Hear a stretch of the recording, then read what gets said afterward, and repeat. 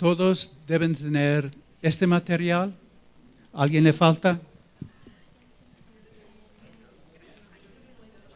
¿Alguien más le falta este material?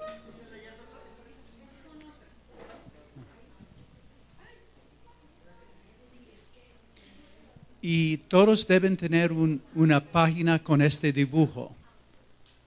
¿Todos tienen una página con este dibujo? ¿Está bien?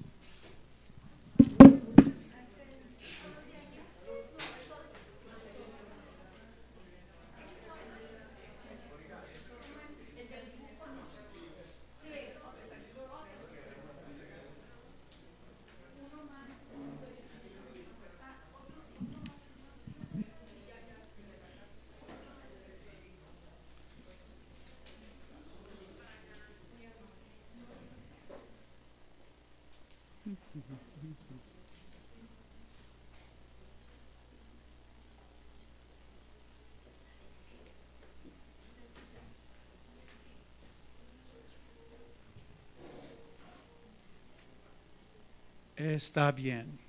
Todos deben tener este material de las diapositivas, una hoja con un dibujo del modelo de mediación transformadora y otra hoja que tiene algunas ideas sobre las posibles intervenciones de los mediadores transformadores. Entonces, tres grupos de material.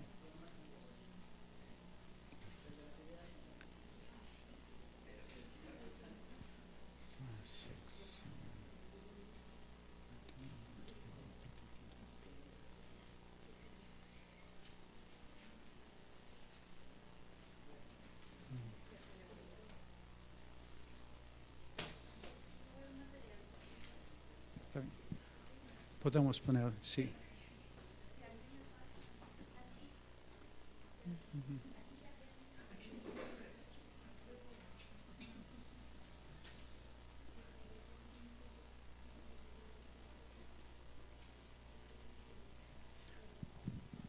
Está bien, buenos días. ¿Cómo están esta mañana?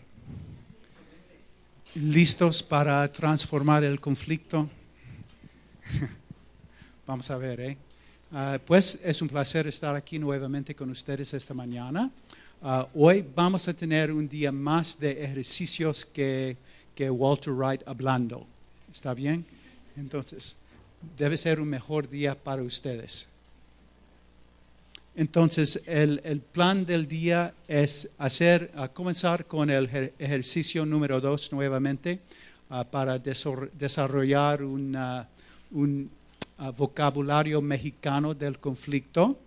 Después de esto, voy a hablar un poquito sobre un programa importante que usa la mediación transformadora, que es el programa del correo de los Estados Unidos. Después les voy a hablar por solo un rato sobre el Instituto para la Investigación de la Transformación del Conflicto y pasaremos el resto del día haciendo algunos ejercicios. Y al fin habrá un espacio para sus observaciones y preguntas y terminaremos a las 3 a más tardar. ¿Está bien? Entonces, quiero comenzar con este ejercicio que les di ayer, pero si no tienen una copia del ejercicio, aquí tengo más. ¿Todos está bien?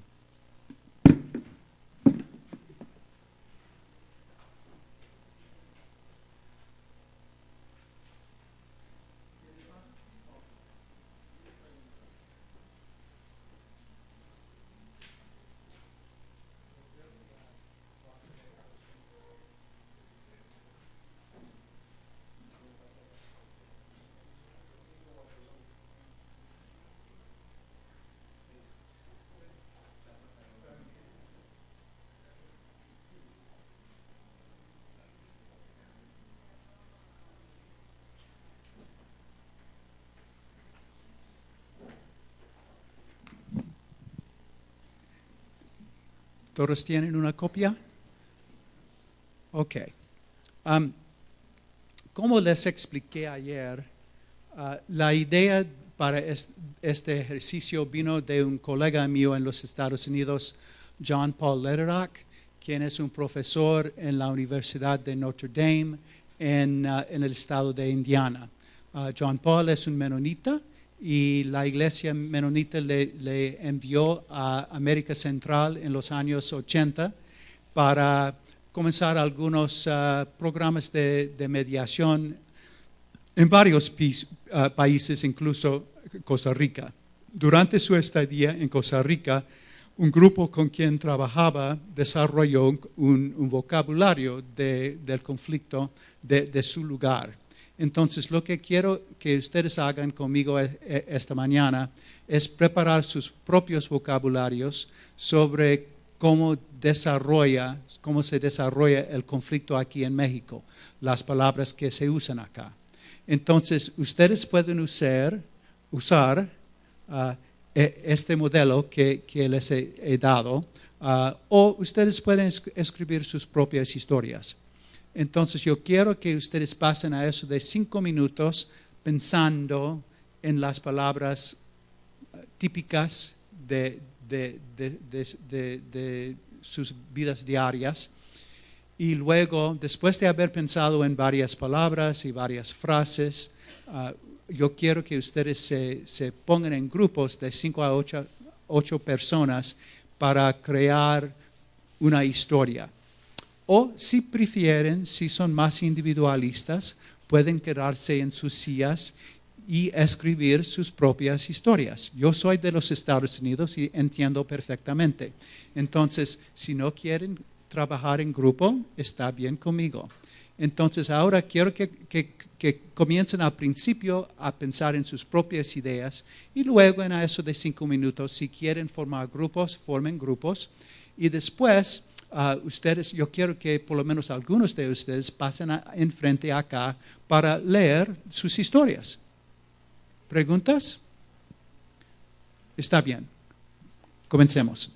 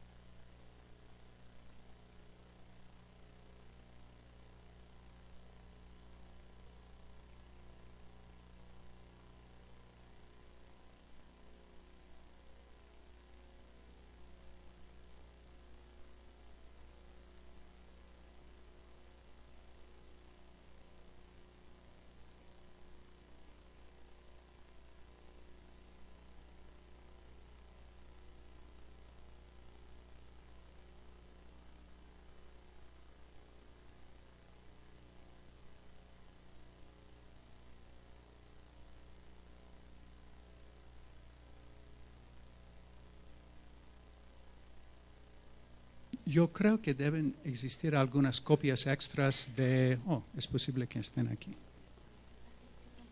Ah, al- a- algunos... Ah, está bien.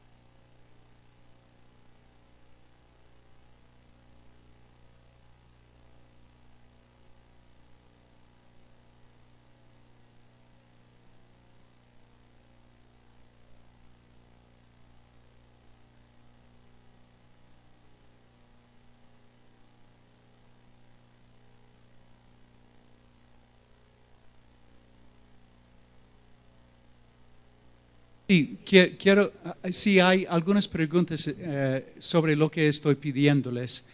Yo quiero que, por ejemplo, yo quiero las palabras que ustedes usan en sus vidas diarias. Y yo sé que, sí,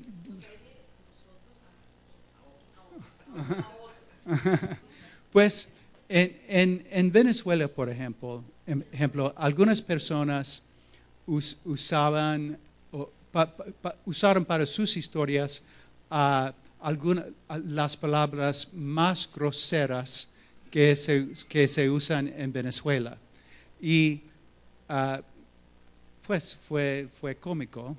Yo no entendí la mitad de lo que dijeron, pero yo sé que la noche después de este ejercicio, una mujer se me acercó para decirme que tenía un poco de vergüenza sobre lo que había pasado durante el ejercicio, porque para ella esas palabras no fueron las palabras que ella usaría. Entonces, yo quiero las palabras que ustedes usarían o, si prefieren, si hay algunas palabras, si quieren inventar una historia de otro sector de la sociedad. Por ejemplo, una mujer desarrolló un vocabulario del barrio donde trabaja. Entonces, eso también está bien. Yo solo quiero, quisiera una variedad de palabras. Y luego lo que quiero que hagan si tienen el tiempo y si están dispuestos, porque yo siempre estoy tratando de aprender y estas palabras sobre el conflicto son mis debilidades porque no se encuentran muchas veces en los diccionarios. Entonces, si ustedes mañana o pasado mañana, si ustedes pueden escribir sus historias y enviármelas a mi dirección de mail con explicaciones de los significados de las palabras, yo puedo comenzar a crear una clase de diccionario y yo compartiré las palabras. ¿Está bien?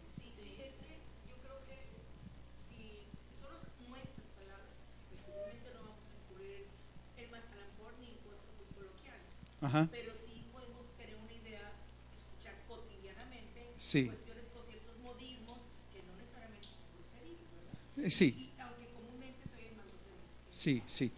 Ustedes pueden inventar lo que quieran, lo que les haga cómodos. Entonces yo no quiero que ustedes se pongan incómodos con este ejercicio. Pero las palabras nuestras o las que vamos a decir que comúnmente todo el mundo usa. Sí, Puede sí. ser diferente. Entonces, ustedes pueden decir, por ejemplo, que pues yo nunca usaría estas palabras, pero estas son las palabras que he escuchado. Eso también está bien. Sí, sí. Ejemplo, te lo puede un tortero, estamos hablando de una situación coloquial, más Sí, cotidiana. sí, un tortero en Costa Rica es alguien que inventa hechos, alguien que sí, Sí, sí. No, no, no. Es alguien que inventa hechos. Chismoso, sí, sí. Esa es la razón que necesito las definiciones de las palabras. Sí, dichos comunes, sí.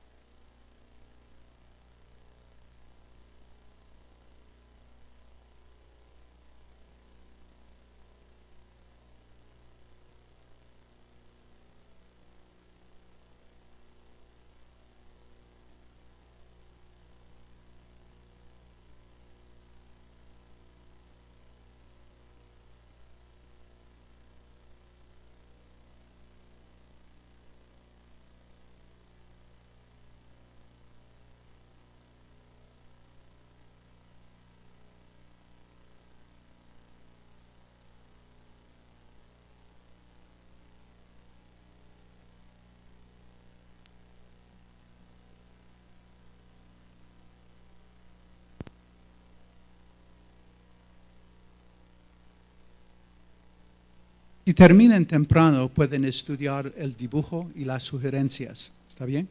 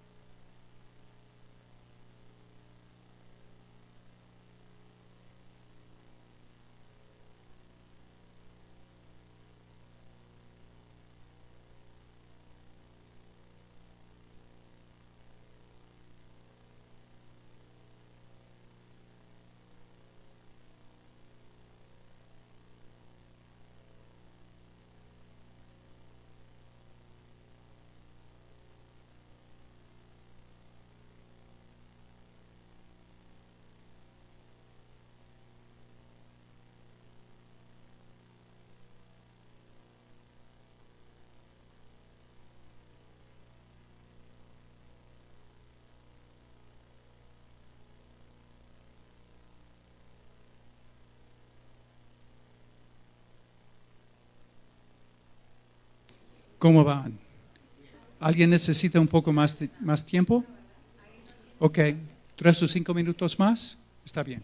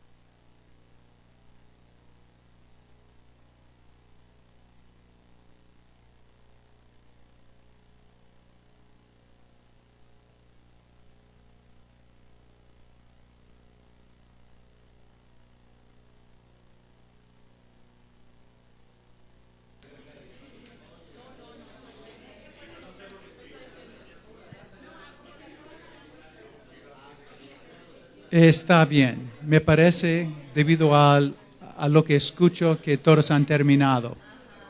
Entonces, porque lo que quisiera algunos voluntarios para pasar a la frente y leer sus vocabularios, sus historias. Bueno, como vocabulario utilizamos, como estaba trabajando con 2 colegas, mujeres, que son muy prudentes, entonces el vocabulario que utilizamos fue en la narrativa: enseñar el cobre, no seas naco, no me sigas fregando, cuídate si se me sube el apellido, te vas a meter en una bronca conmigo, no seas güey, ya ni la chiflas y tengo la pielecita muy delgadita. Entonces esas fueron las palabras del vocabulario. Y bueno, pues en la narrativa pensamos en un caso que casi a todos nos toca, que es real además. Dice, todo se inicia cuando tenemos un vecino que de manera regular se estaciona en el lugar que te corresponde y le dices al vecino que por favor no se estacione en ese lugar porque ese lugar me corresponde a mí.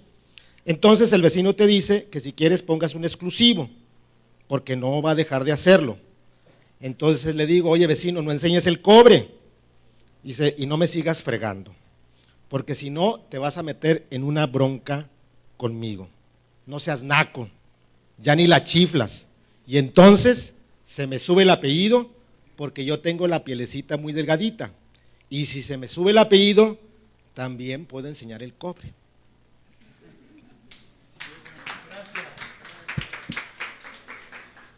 ¿Otro voluntario? Una larga historia acá.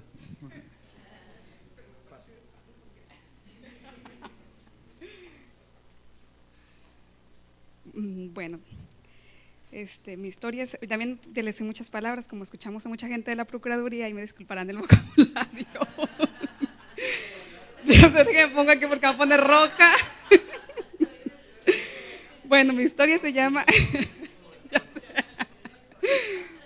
Y la historia se llama Y que se armó la gorda. Dice, hoy por la mañana me encontré con el gordo, un vecino que siempre se prende tan fácil como un cerillo, como fue hoy. Cuando iba pasando me aventó una caguama porque se estaba fumando un pumo y se puso a fregarme la vida diciendo que a él le gustaba el desmadre. Y como no le seguí el juego, me recordó a mi madre. Yo me calenté bien gacho y me regresé a partirle su madre. Primero le dije que le bajara 3 rayas a su tigre, pero como andaba bien rolado, me la hizo de pedo y se armó la machaca. Nos dimos de chingazos y unos amigos me tiraron a esquina y al ver a los polis me echaron el pitazo y corrí para que no me llevaran al botiquín y así terminó este pedo.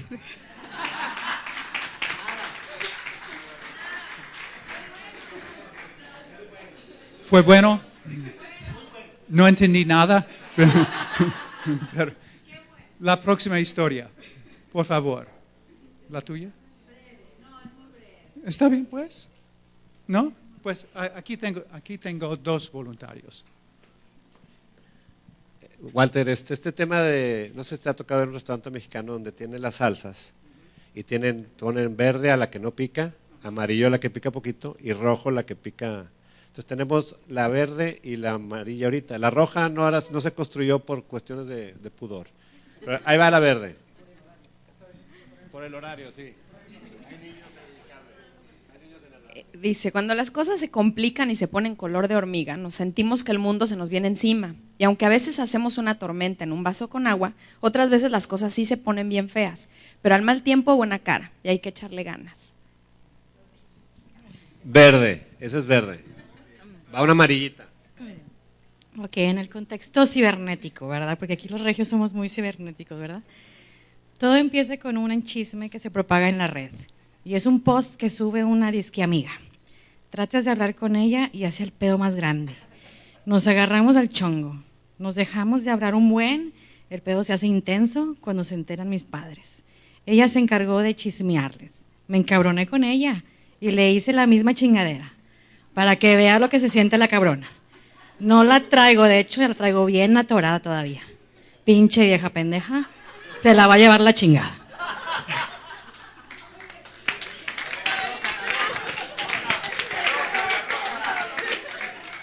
La roja no la puedo. Está bien. Veo que necesito estas historias. Sí, sí. Muy bien. ¿Quién más? ¿Quién más? Otros voluntarios. Está bien. Por favor, pasa frente.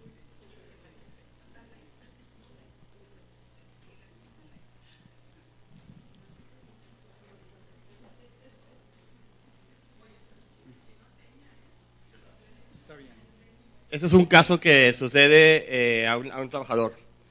Un tipo fue corrido por su patrón por llegar pedo a trabajar. El sujeto fue a la junta a presentar la demanda y se encontró un coyote que le ayudó a hacerla. Él alega que el hijo del patrón los invitó a una peda un día antes y que el hijo de la chingada los emborrachó a propósito para correr un día después, porque él pensaba que le estaba peleando su bicicleta con su esposa. Ya es todo. Pues eran puras pendejadas.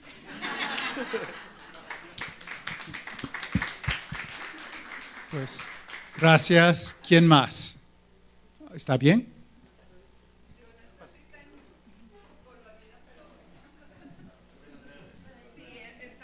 Es tranquilita. Todo comenzó con la chismosa de la vecina, hija de su madre, que siempre se anda metiendo en la vida de los demás. Digo, qué fregados tiene que andar hablando cosas que no le importan. Y ahora sí que nos ha metido en una bronca bien gruesa.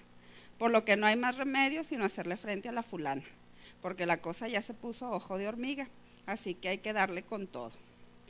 Con esta bronca ya estamos todo que nos hierve la sangre, que ni los vecinos se atreven a meterse, porque si no, a ellos también les tocarán de camotazos. Esto es toda una revolución, así que agárrense, porque a esta hija de la chingada no sabe cómo le irá, porque como ando con el apellido hasta el chongo, hasta que no eche toda la carne al asador, me tranquilizaré. Gracias. Gracias. ¿Alguien más? ¿Otros voluntarios? Pues, quisiera recibir todas las historias si fuera posible. Y al fin de la presentación yo tengo mi dirección de mail y además tengo algunas tarjetas conmigo. Entonces, si quieren enviarme sus vocabularios, les agradeceré mucho. ¿Está bien? Gracias. Sí, otra, por favor. ¿Está bien? Sí. Está.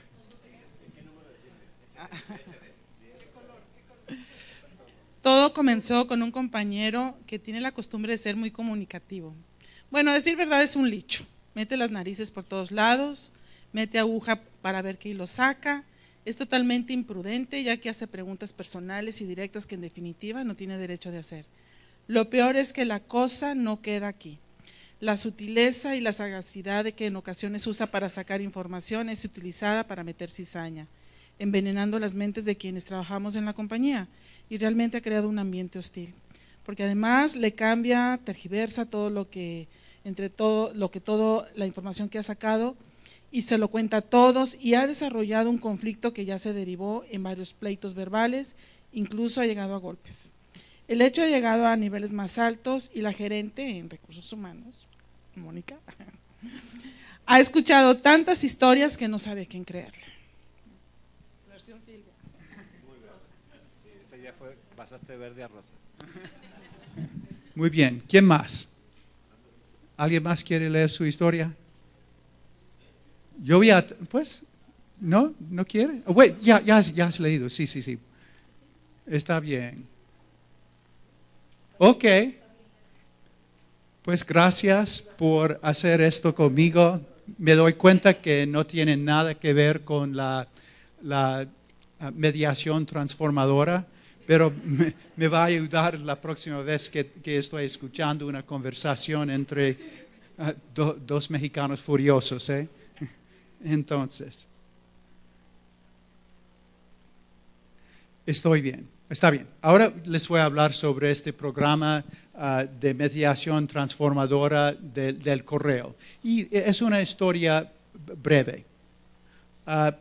El correo de los Estados Unidos es uno de los empleadores más grandes de los Estados Unidos. En 2012 tenía 522,000 empleados. Lo interesante que yo leía las estadísticas anoche y en 2003 tenían más de 70,000 o 700,000, lo siento, 700,000 empleados. Y me parece que debido a pues, los temas de los presupuestos y además la eficiencia que existe ahora, no necesitan tantos empleados. Entonces, el número de empleados está bajando. Cuando comenzó ese programa, el correo tenía casi 1 millón de empleados y ahora parece que tiene un medio millón de empleados.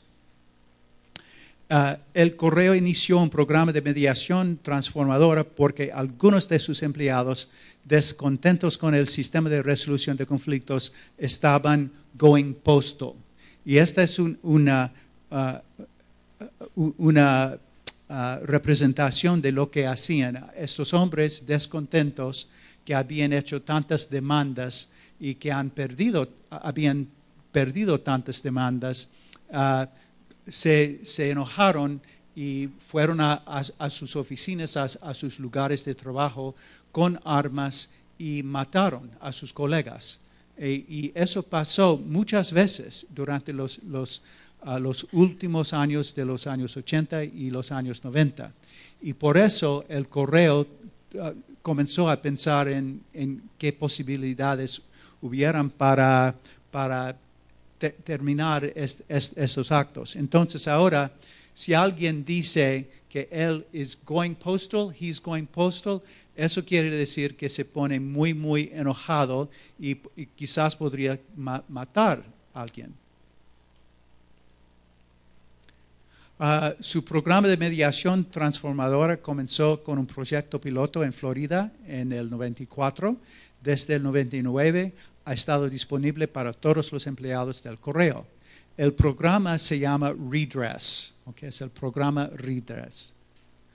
Cuando un empleado del correo se cree discriminado basado en la raza, el color, la religión, el sexo, el origen nacional, la incapacidad o la edad, 40 años o más, puede ponerse en contacto con el programa Redress y recibir información sobre el programa.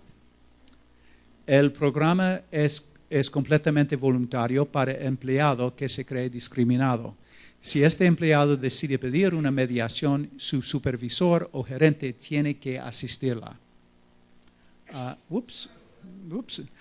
No hay ningún costo al empleado, su supervisor o el gerente. En general, la mediación se programa dentro de 14 días del pedido de mediación.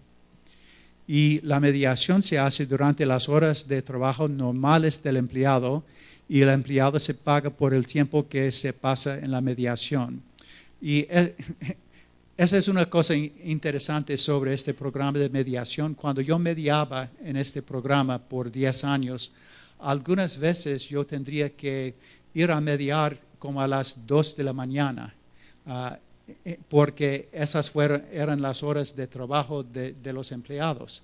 Entonces, si uno se ofrece como mediador en este programa, hay que darse cuenta que el correo es un negocio gubernamental de 24 horas al día y los mediadores se comprometen a ir a mediar a cualquier hora del día o noche. Entonces, algunas veces me preguntaba qué he hecho para merecer este caso, pero parece que todos tenemos que tomar nuestra oportunidad de mediar desde las 2 hasta las 4 de la mañana. Algunos mediadores externos facilitan la mediación y usan el modelo transformador.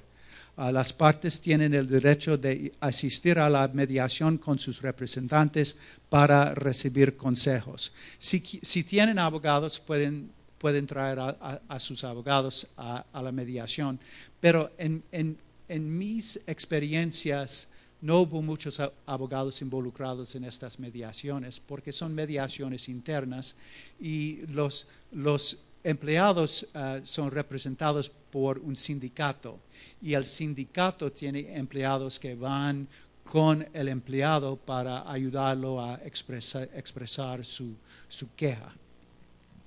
Y yo creo que nunca he visto un abogado del correo venir a una de estas mediaciones. Es posible si quieren, pero yo nunca lo he visto. Si se logra un acuerdo, el proceso de investigar el alegato de discriminación termina.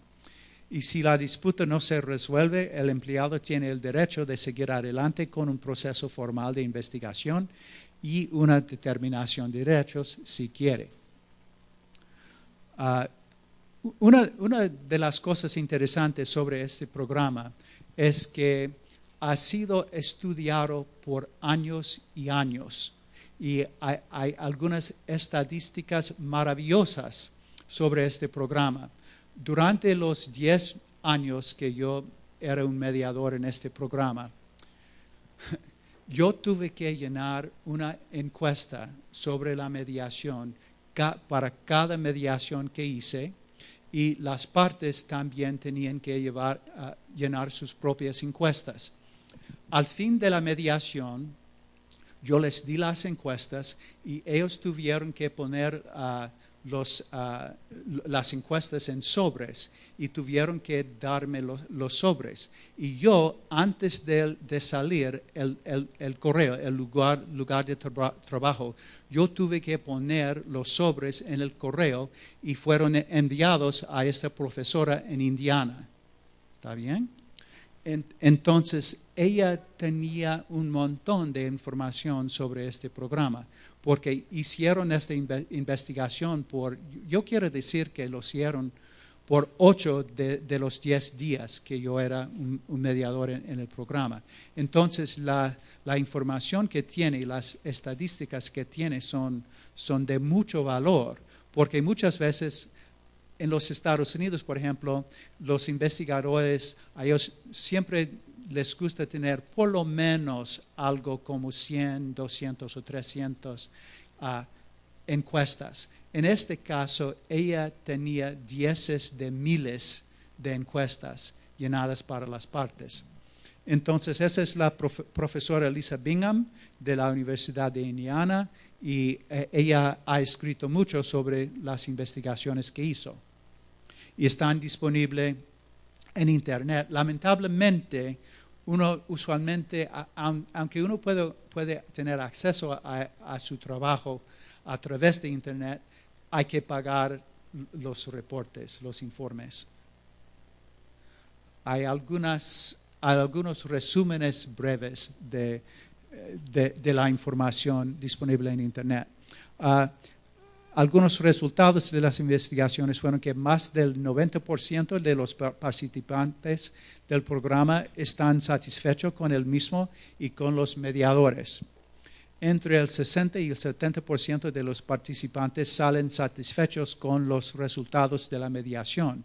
Entonces, eso es interesante porque aunque no estén contentos con los resultados o con sus mismos casos, casi siempre están satisfechos con el programa, con los mediadores. En general, los supervisores y gerentes están un poco más satisfechos que los empleados con el programa. El 80% de los casos no siguen adelante al próximo paso más formal. Y eso ellos lo llaman la tasa de cierre de casos. Y eso no quiere decir que el 80% de los casos se resuelven a través de la mediación. Depende del distrito, pero usualmente durante la mediación se resuelven entre el 50 y el 65% de los casos. Pero lo que pasa es muchas veces después de la mediación, después de salir sin una resolución en la mediación, el empleado decide que no va a seguir adelante al próximo paso, que no va a valer la pena, que tiene lo que quería y realmente no sabemos por qué. Pero este es muy importante para el correo porque el próximo paso es mucho más costoso para el correo. Y si el 80% de las personas cierran sus casos sin seguir adelante a aquel próximo paso, hay mucho menos trabajo para el programa, hay muchos menos costos al correo. Y, en fin, hay muchos menos litigios, porque después de haber pasado a través de este programa de resolución de conflictos, si aún no hay un acuerdo, el empleado aún puede hacer un pleito si quiere. Entonces, y como ya les expliqué, el litigio en los Estados Unidos es muy, muy costoso. Defender un caso de alegatos de discriminación en los Estados Unidos siempre cuesta dieces de miles de dólares, algunas veces cientos de miles de dólares, si es un caso muy, grande o importante. Desde el inicio del programa ha habido muy pocas instancias, yo no deletreé la palabra correcta, pero muy pocas instancias de going postal. Durante los años del programa, yo solo he escuchado de un solo empleado del correo que ha ido a su lugar de trabajo y ha matado personas. Y eso pasó dentro de los 2 años pasados. Pero hubo un espacio de más de 10 años cuando no hubo ningún de estos problemas de going postal. Y el lugar de trabajo del correo ahora es un lugar de trabajo mucho más pacífico que antes. Otra cosa que quiero destacar, y aunque no es en el material, es que cuando una persona hace muchas quejas en contra de su supervisor o gerente,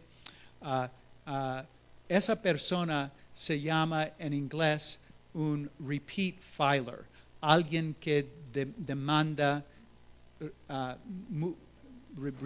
con repetición, una demandante habitual, un demandante habitual. Otra cosa que ha pasado a través de este programa es que el número de demandantes habituales también ha bajado.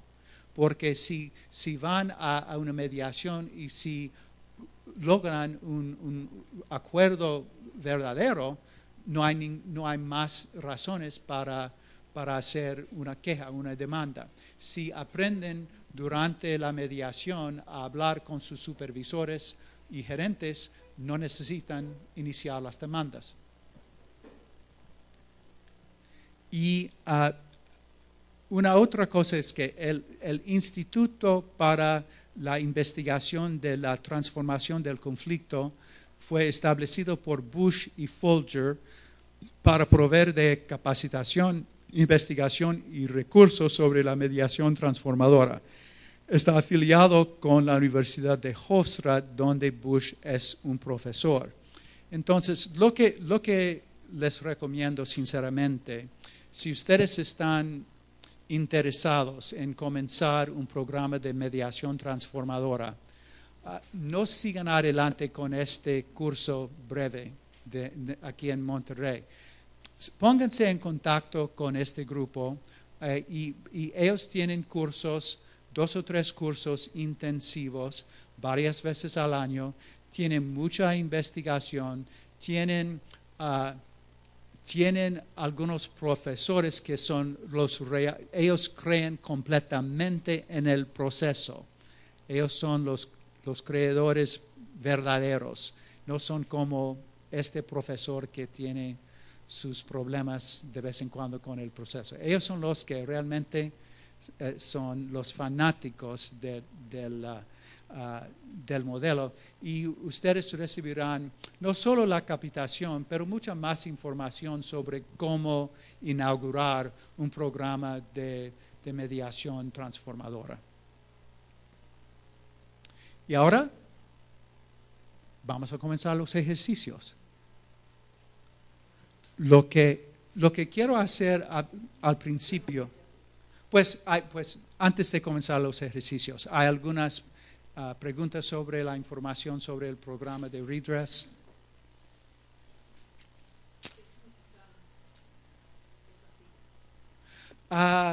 Yo sabía eso, pero no me acuerdo. Tiene, pues, resolution es la R, pero no me acuerdo. Sí.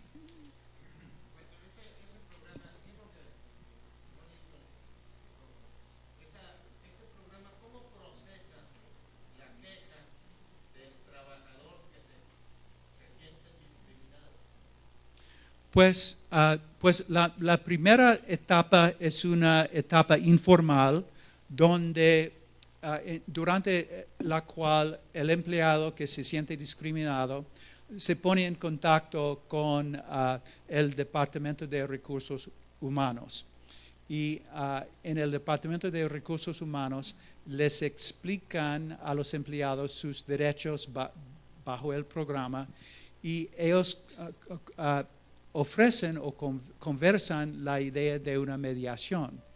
La mediación no es obligatoria al empleado, pero si después de haber escuchado una explicación del proceso, el empleado quiere hacer la mediación, hay otro especialista dentro del Departamento de Recursos Humanos que le explica más sobre el programa.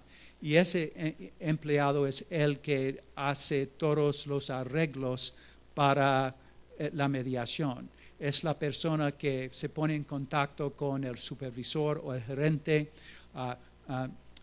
pone una cita para la mediación, confirma que la cita está bien con el empleado, y luego, después de haber fijado la fecha para los 2 empleados del correo, luego él tiene que llamar a un mediador contratado, un mediador externo, para averiguar si el mediador está disponible aquel día o noche a aquella hora. Sí.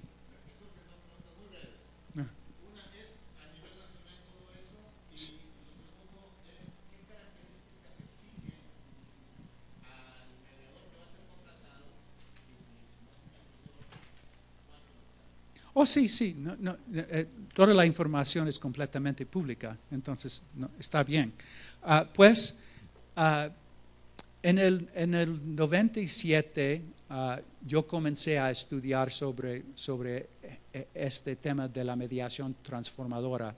Entonces, cuando anunciaron este programa de mediación transformadora, yo recibí una invitación a participar en un programa de capacitación en San Antonio. Y yo ya había leído el libro, La promesa de la mediación, pero no tenía ninguna experiencia.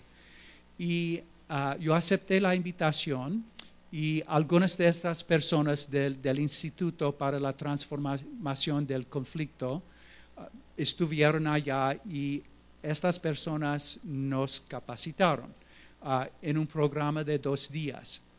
Y nosotros hicimos mucho de lo que ustedes están haciendo acá.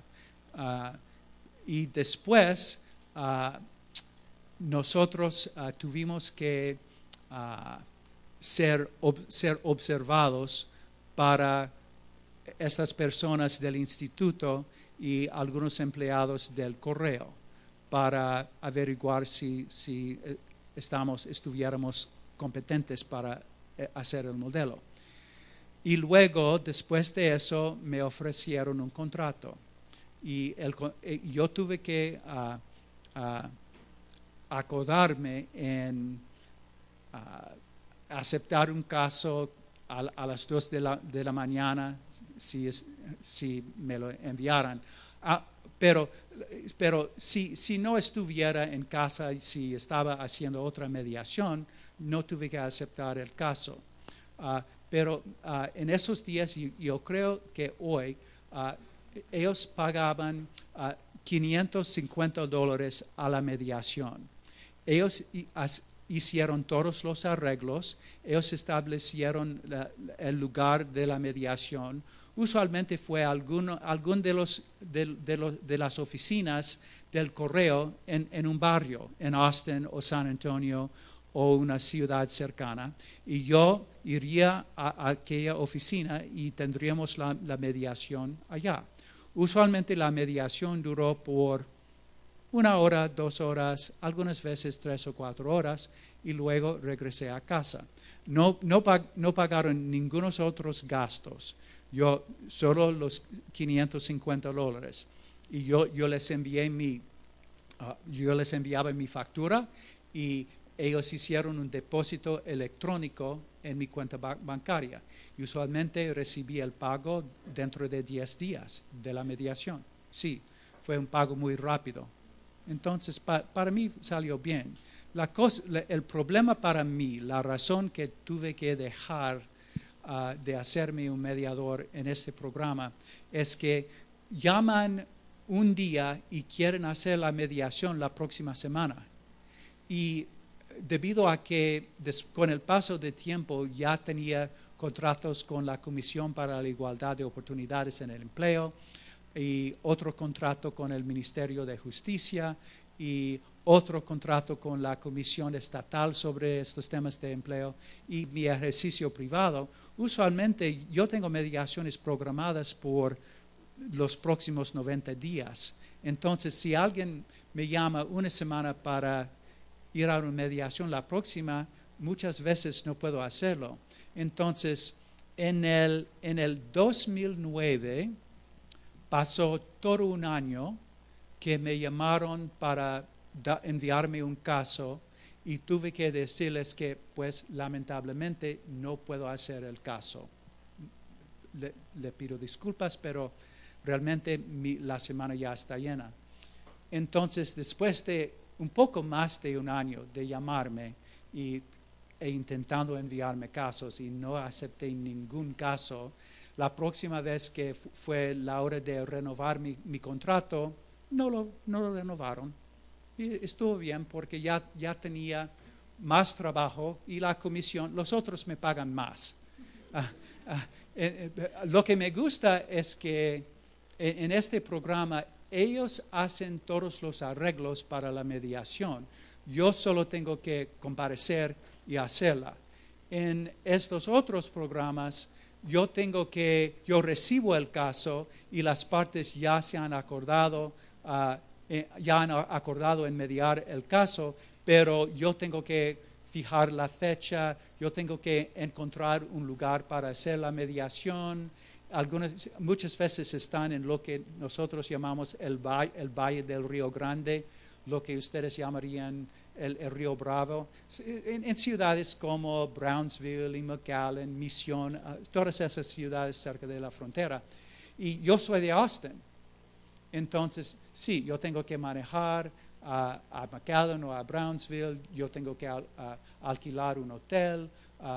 Muchas veces, si las partes tienen abogados, podemos mediar el caso en una de las oficinas de los abogados, pero si no, yo puedo llamar a la comisión estatal de Texas para estas clases de casos y ellos me prestan sus oficinas.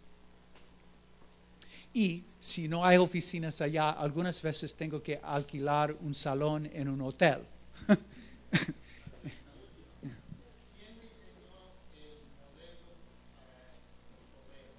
Pues algunas personas contratadas por el correo. Al principio, el correo contrató a algunos expertos en este tema de la mediación transformadora, algunas personas con experiencia. Y esta organización, yo creo que fue el Centro para la Transformación del Conflicto, y quizás otros grupos, ellos enviaron sus empleados a los varios lugares a través del país y nos capacitaron en espacios de 2 días.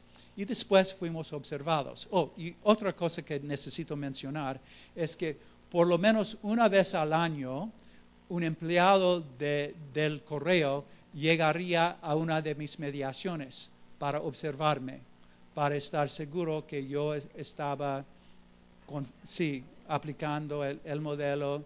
Y además, como ya les expliqué, después de todas las mediaciones, las partes llenaron encuestas y muchas de las preguntas son sobre lo que hizo el mediador. Y fueron preguntas un poco engañadoras a las partes, pero si contestaron en una cierta manera, les habría explicado o dicho al correo que no estaba usando el modelo transformador. Por ejemplo, le hizo sugerencias el mediador sobre cómo arreglar su caso. Le dio el mediador una definición de la mediación, sí, pues le dio el mediador las reglas para la mediación. Todas estas cosas, pues anunciar las reglas no debo hacer como mediador transformador. Hacer sugerencias para la resolución del conflicto no debo hacer. Entonces, las preguntas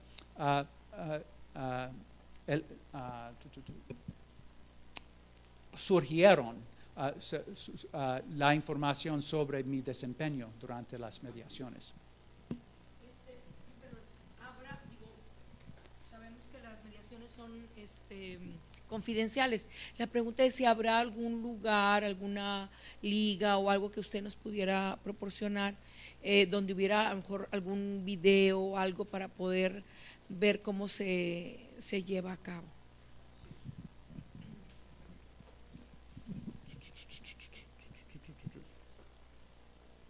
Este instituto para la investigación de la transformación del conflicto tiene videos.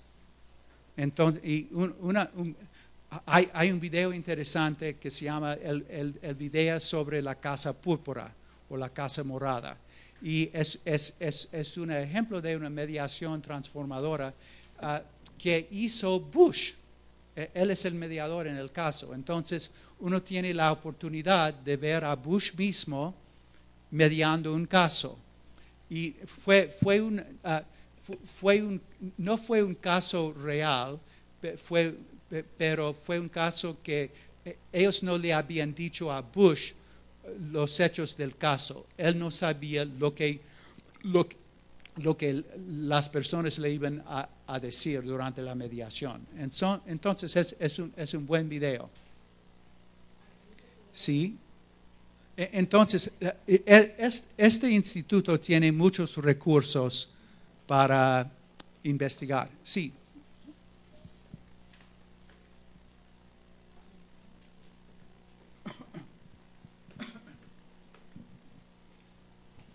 Gracias. Escucho que tiene que haber discriminación para poder pasar a un caso de mediación. En caso de que no se diera, es decir, no hay discriminación, pero sí hay conflicto entre el líder y alguno de los colaboradores, ¿pudieran ir por este medio o utilizan alguna otra?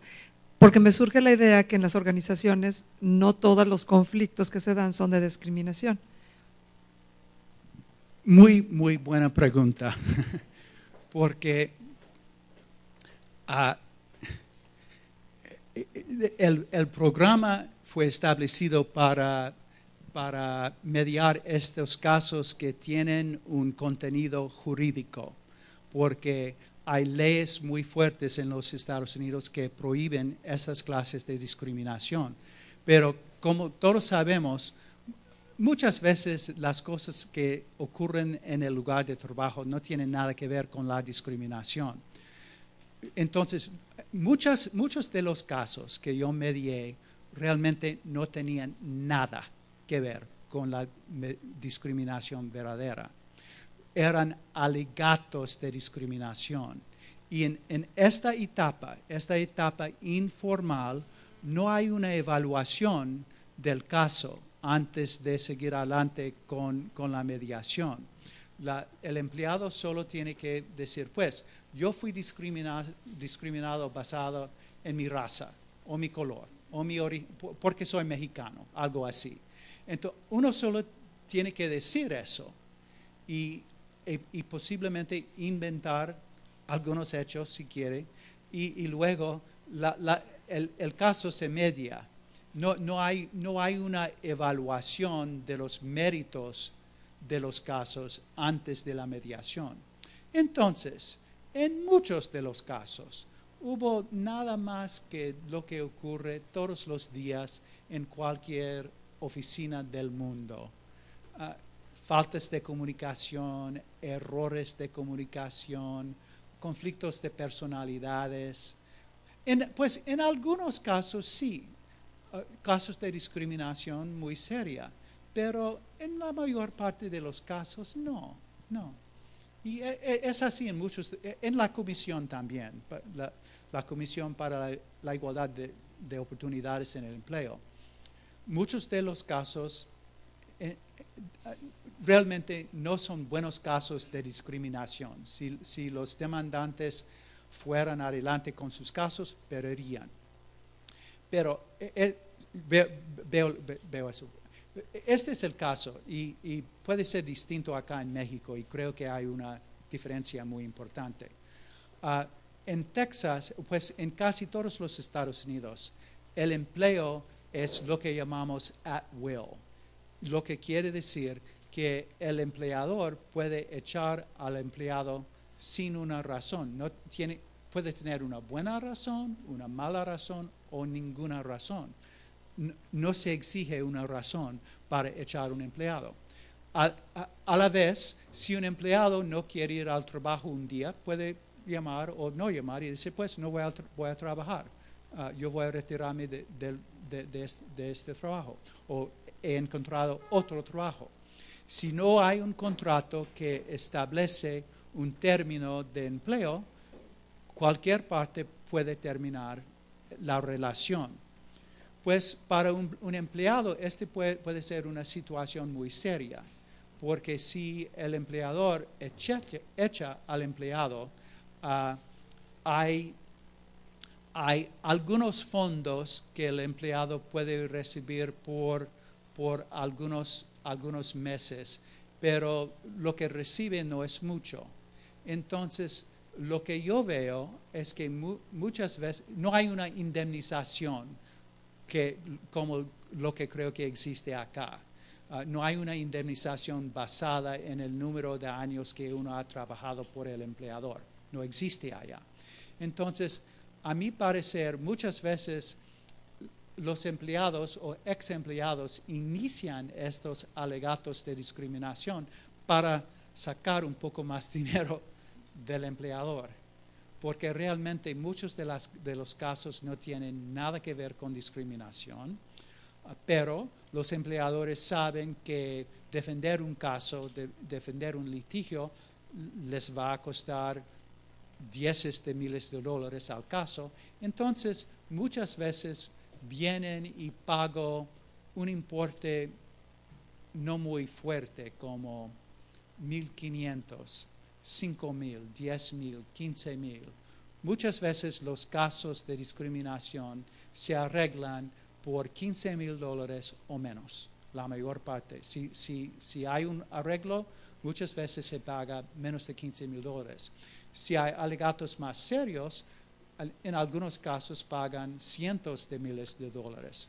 Pero en los casos típicos que me dio en el Valle, 1,500, 5,000, 10,000, 15,000, y luego regreso a Austin.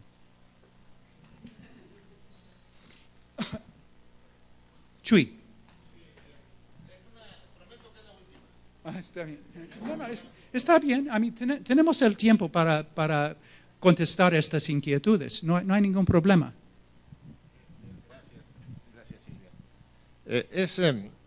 Es que no quiero desaprovechar que el gremio mediador en Nuevo León conozca lo que tú nos puedes compartir, y por eso te insisto en preguntas. Pero es la última, con 2 respuestas. La primera, en el Consejo del Correo, o sea, el órgano de gobierno que dirige los destinos del correo, debe haber gente muy convencida de la mediación. Incluso que pudiera haber gente que enfrentara oposición de abogados para que no entre la mediación en el correo. De manera que tiene que haber alguien que simpatiza y que además conoce la mediación. Ahí va la primera la pregunta con 2 respuestas.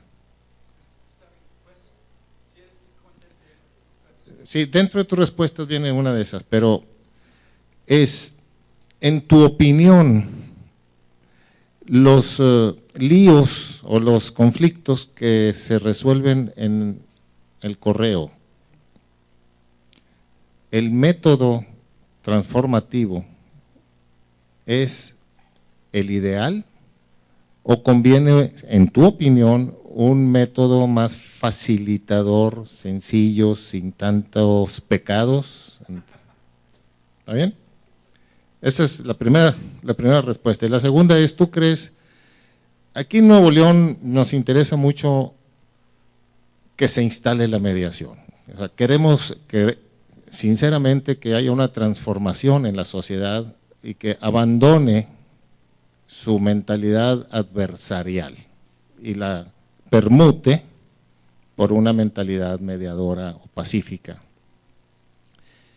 Y existen, como allá el correo, pues aquí existen equivalencias como el Infonavit, como a lo mejor las universidades, como el Instituto de Defensoría Pública, que son los abogados de oficio, que necesitan diseñar un modelo también.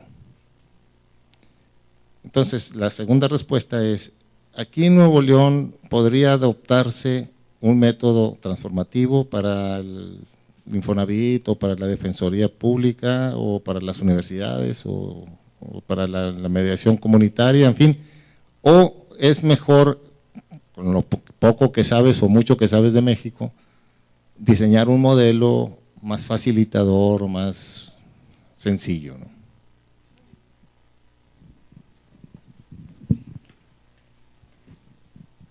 Chuy, a principio quiero decirte que esta solo es mi sexta visita a Monterrey y no puedo dar una receta para ustedes. Entonces, yo voy a intentar explicar mi experiencia allá. Ustedes van a tener que decidir lo que sea lo mejor para Monterrey.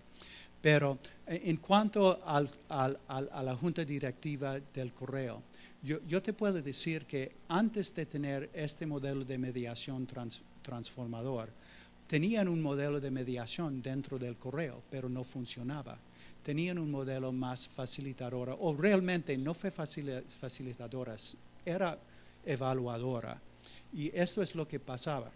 En el sistema de resolución de conflictos que tenía el Correo antes de este modelo, antes de adoptar este modelo, el Correo tenía un sistema de resolución de conflictos más evaluador. Entonces, hubo árbitros antes de que hubo mediadores. Y en cuanto a los árbitros escuchaban los casos y aplicaban la ley y los términos de los contratos que los empleados tienen con el Correo.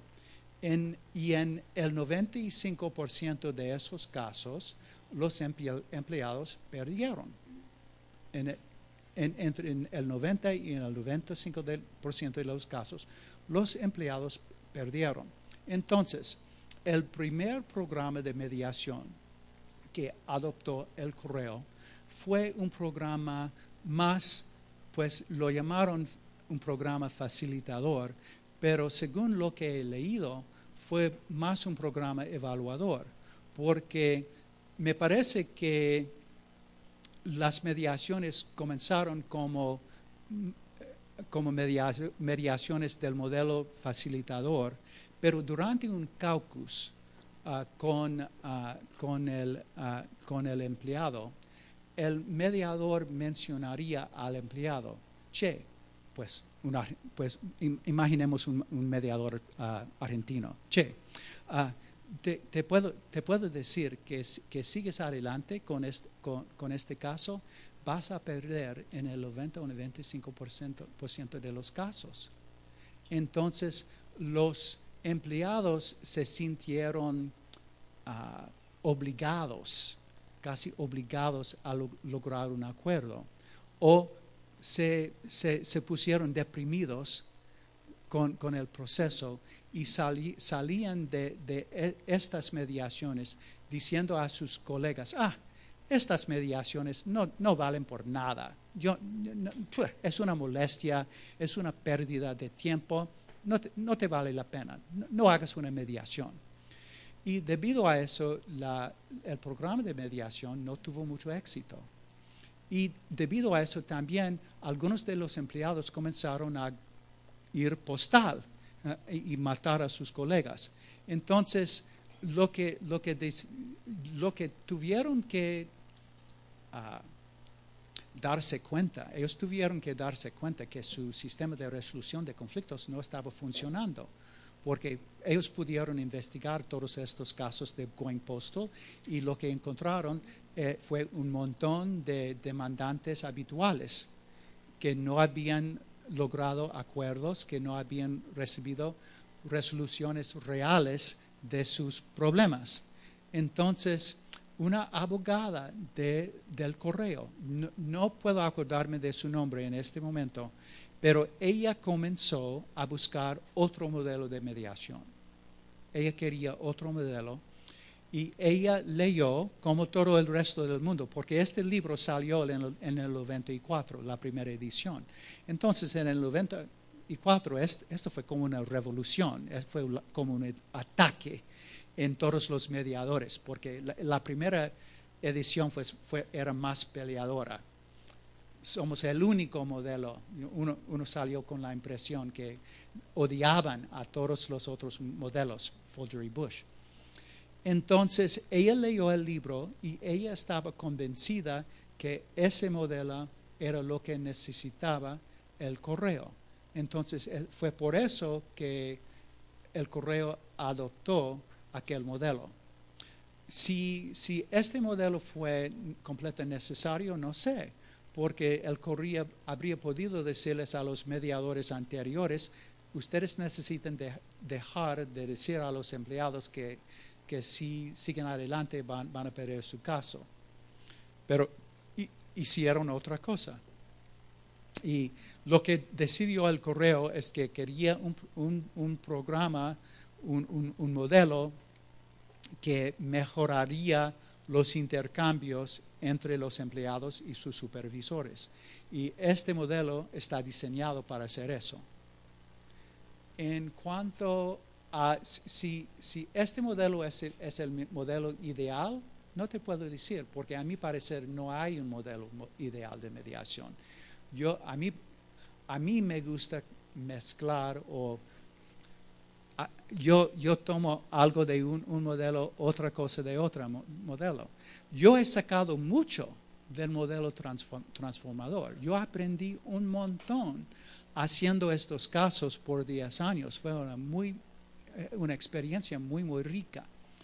Pero al fin del día, yo salí un poco disatisfecho con el modelo porque yo vi en varias circunstancias, por ejemplo, que un demandante se puso furioso con el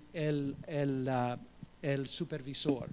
Y en este modelo, un mediador transformador tiene que esperar y escuchar el desahogo de la emoción. Como mediador transformador no puedo intervenir y decir, pues, ¿quieres terminar? O, pues, me parece que estás muy enojado, puedes observar la cara de la otra persona, ¿quieres tomar un descanso? Cuando una parte está hablando, yo no puedo hablar, yo tengo que escuchar. Entonces, lo que pasó, me acuerdo muy bien de una circunstancia cuando una empleada entró en una mediación, comenzó con una conversación sobre lo que estaba pasando en el lugar de trabajo, pero ella se desahogó de su emoción por casi 20 minutos y se puso más y más emocional. Y al fin de su historia, este supervisor no fue solo la causa del problema en Austin, sino la base de todos los problemas del correo de los Estados Unidos. Esta persona fue un diablo completo. Entonces, después de estos 20 minutos de hablar, el supervisor le preguntó, ¿has terminado? Ella dijo, pues creo que sí. Y él dijo, pues yo he terminado también, yo voy a salir. Él no dijo nada. Entonces, las únicas herramientas que tengo en un caso como ese, es que yo tengo que hacerle al supervisor preguntas. ¿Está seguro que quiere salir? ¿Qué va a pasar si sale? Etcétera, etcétera. Yo no puedo hacer algo como hacer una reunión privada con el supervisor y explicarle lo que son mis propias experiencias como mediador. Yo no le puedo decir, por ejemplo, que pues me parece que está enojado, pero mi experiencia me dice que si usted toma un poco de tiempo para calmarse, es posible que pueda seguir adelante.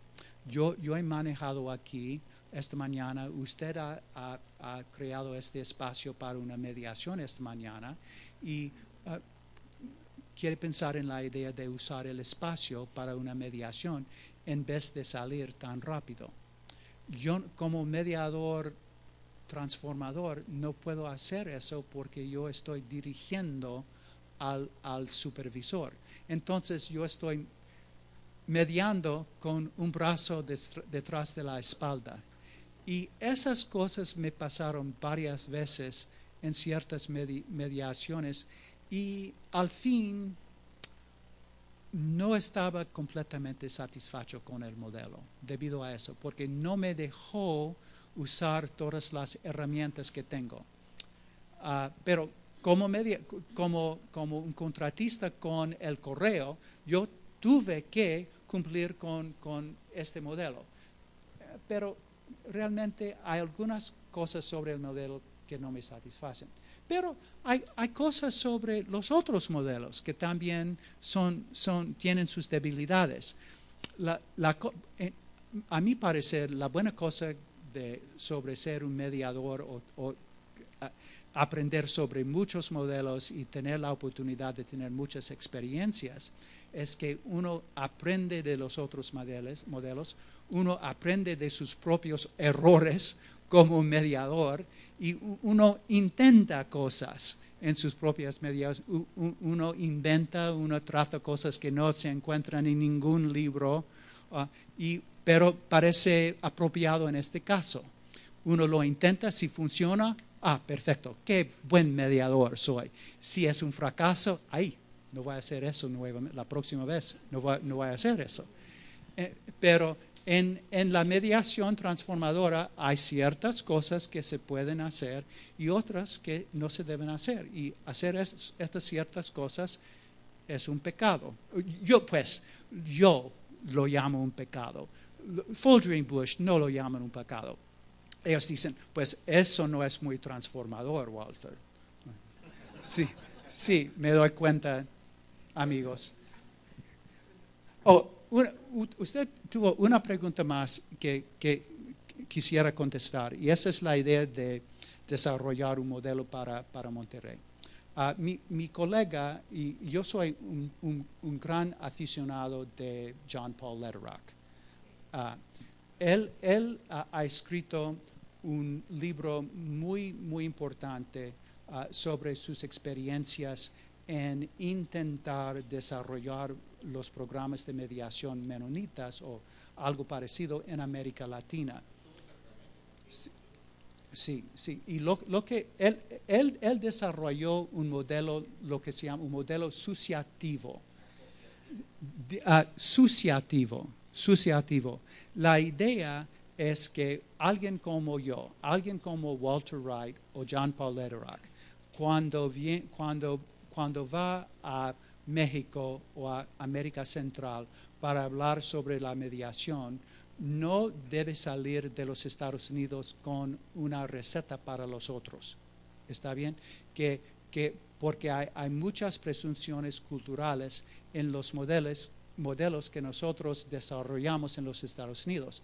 Algunas de las presunciones son iguales en otros países, pero otras no lo son. Entonces, lo que él recomienda es no ir con una receta, no ir con una idea de hacer un taller de 2 días o 1 semana o 2 semanas para enseñar cómo hacer una mediación, como se hace en los Estados Unidos. Lo que él recomienda es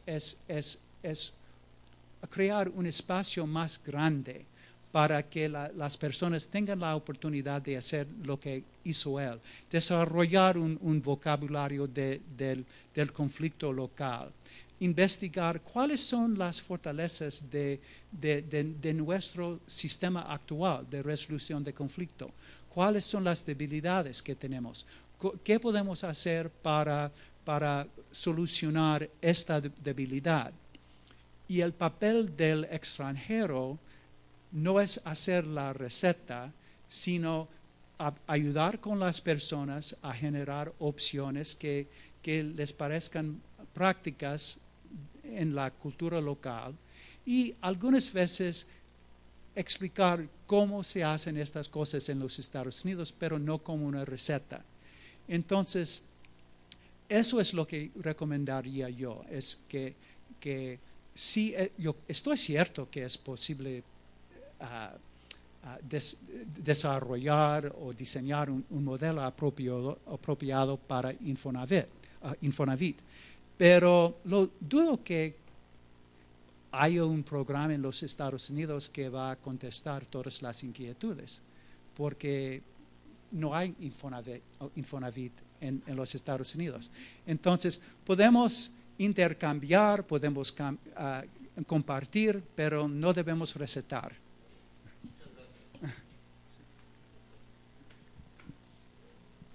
Gracias, Walter. Regresando un poco más a lo organizacional, que el tema pasado. ¿Tú conoces en la práctica gente que, mediadores que estén trabajando directamente para la solución de los conflictos como los que mencionabas? O sea, es una práctica, yo quisiera conocer un poquito más y a lo mejor que nos recomiendes algún libro, alguna persona o alguna cuestión, si conoces, para estos casos que mencionas que es el alto porcentaje que realmente se da como conflicto dentro de una organización. No, si esta es una práctica, comentabas que por discriminación, pero que realmente el porcentaje realmente de discriminación es pequeño. A nivel organización se dan muchísimos otros conflictos. Esta es una práctica que hay en Estados Unidos, o sea, hay gente que se dedica a solucionar este tipo de conflictos, a ayudar a las organizaciones a solucionarlo, o nada más para discriminación. Sí, en los Estados Unidos hay empresas que diseñan sistemas para las empresas norteamericanas. Ellos van a la empresa, ellos hacen muchas preguntas sobre el sistema actual, determinan los puntos fuertes, los puntos débiles sobre las empresas, trabajan con las personas, los empleados de las empresas para generar ideas sobre mejores prácticas y luego ellos trabajan con los empleados, representantes de cada parte de la empresa para diseñar un modelo apropiado para esa empresa. En Austin hay un grupo que se llama CORDA Conflict Resolution, CHORDA. CORDA Conflict Resolution. El dueño es Carl Slyku y él ha escrito un libro. Yo creo que el libro se llama, no me acuerdo del nombre, pero ha sido traducido al español. Es un programa para diseñar un sistema de resolución de conflictos. Uri también ha escrito un libro sobre el diseño de sistemas y yo creo que se llama Cómo resolver los conflictos o algo así. Pero ese libro también ha sido traducido al español. Entonces, si me escribe un mensaje, yo le puedo contestar con los nombres de los libros, los autores, y le puedo poner en contacto con Carl también, si quiere, porque está en Austin. ¿Otras preguntas? Muy bien. Entonces, ¿por qué no comenzamos con un ejercicio? Yo no quiero ser demasiado directivo, entonces quiero hacerles algunas preguntas. Sé que ya son las 11 de la mañana. ¿Quieren ustedes hacer un receso antes de del primer ejercicio o después del primer ejercicio? Los ejercicios van a costar una hora más o menos. ¿Quieren un descanso ahora? Está bien, tomemos un descanso y luego comenzaremos con el primer ejercicio. Está bien.